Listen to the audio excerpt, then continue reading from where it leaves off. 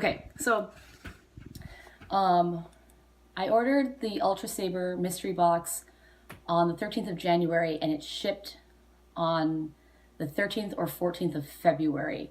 So it was actually at my house for about a week because it shipped the day I left on my trip. So I'm back and let's open it up. If the force is with me, Adigan Silver, sound, slide emitter, Dominic's V4, Aeon LE, or the Fulcrum. If the force is not with me, Electrum Wind, green, no sound, no slot, Monarch or Dark Monarch. The new reviews are not showing a ton of packing peanuts like they were earlier.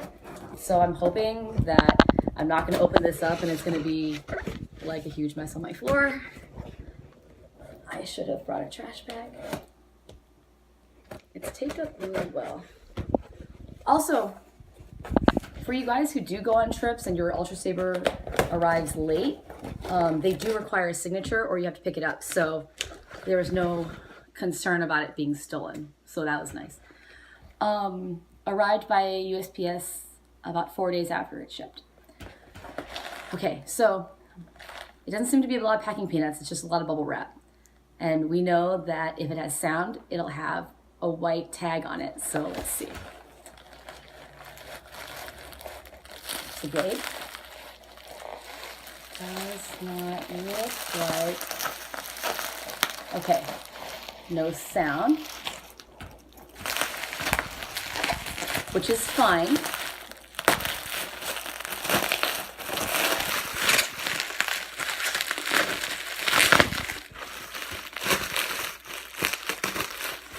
Because on a stunt saber, having sound is not ideal just because it's an extra component to like whack around. So it's not a requirement. It just would have been cool. Okay.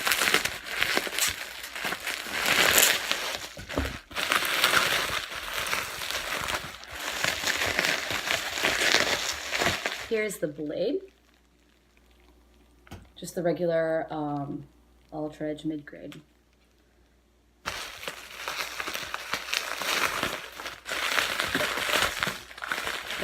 Not gonna look at the tag. Feels heavy. I'm gonna guess it's the Aeon, but not gonna look. Not gonna look. Well, I'm sure you guys just saw it. Yes! Okay. I would have wished for slide emitters, and I didn't get that, but that's okay. Has the AV switch. So we'll look in the box real quick and put the blade in and see what color we got. Where is in there? There should be a packet with a Allen wrench and stuff. Okay, so I watched tons of these videos, and I keep thinking that it should be easy, and I don't think it will be.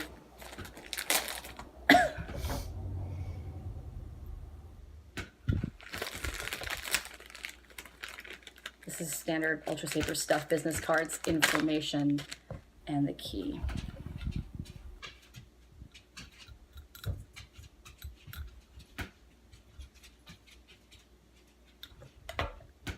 So blade just, I guess, fits in like this. Out of the way.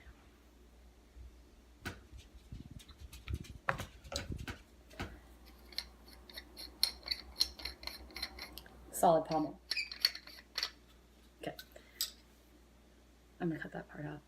Okay, turn the lights off. Let's figure it out.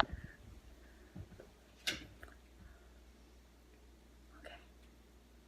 All right, if the force is with me, blue or silver. If the force is not with me, green or Sith colors. And it is definitely Guardian Blue. Pretty much perfect. Super excited. So the review will be up on YouTube in the next couple of days. So now that the unboxing is over, we'll do the review. I'll add more stuff with me like swinging this around because it feels really good. It's not super heavy, but it has nice weight. It's longer than other lightsabers I've had in the past, so I think it'll be really cool to play with, and it'll look cool on a belt.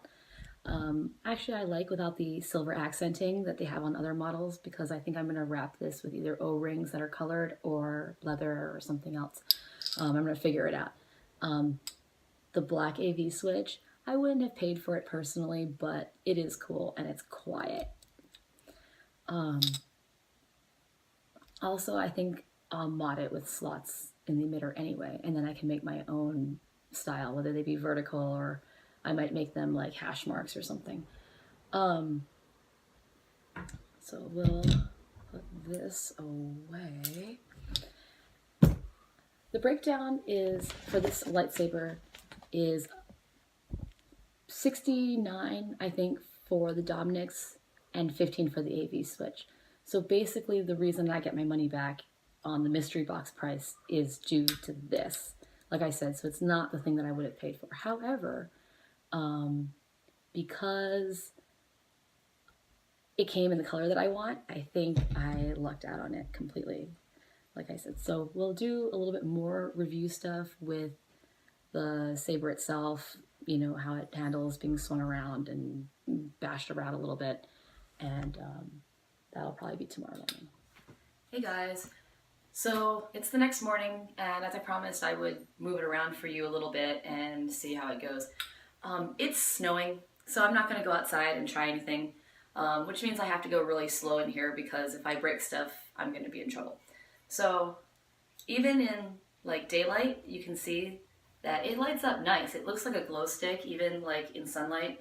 I held it out the window earlier this morning, and you can still see it illuminated, which is really cool, because blades tend to look washed out when you expose them to natural light or bright lights. So yeah, I was just whipping this around. I'm still not used to anything shorter than like a staff, so I'm kind of new to this, and I couldn't flip any of my other blades around because they had too much ornamentation along here, and it made it really unwieldy and unbalanced and just hard to deal with. So I practiced a lot when I was younger, and also I think for real fighting, we don't do nearly as many flourishes as, you know, we do in like theatrical fighting, so it's been a long time. Anyway, the lightsaber is shockingly balanced. It turns nice. Ooh, don't hit that. It turns nicely, and I feel like it has like a nice rotation. It's not super heavy. All the ones that I've experienced are like really heavy on the bottom, and so I kind of feel like I have to sort of fling it. So the other problem I had with a lot of lightsabers is that they were too long for me. I ordered a slightly shorter blade, so I don't think this is like a full 36, which I believe is the standard. It's 34, something like that, because I was afraid that I was going to hit the ground like I just did. Usually when I hold it out just kind of naturally, I tend to whack the ground. And also with my Mace Windu lightsaber, which is a lot longer, because of the ridges here, I would naturally hold it up at the top, but when I did anything, I would hit ceilings and stuff. And even to hold it at the bottom, which was uncomfortable, yeah, I would hit things, you know, especially if I was doing it indoors, which, you know, you're not supposed to do. Doing things I'm not supposed to do, I just hit the light. And how do I do that Ahsoka grip?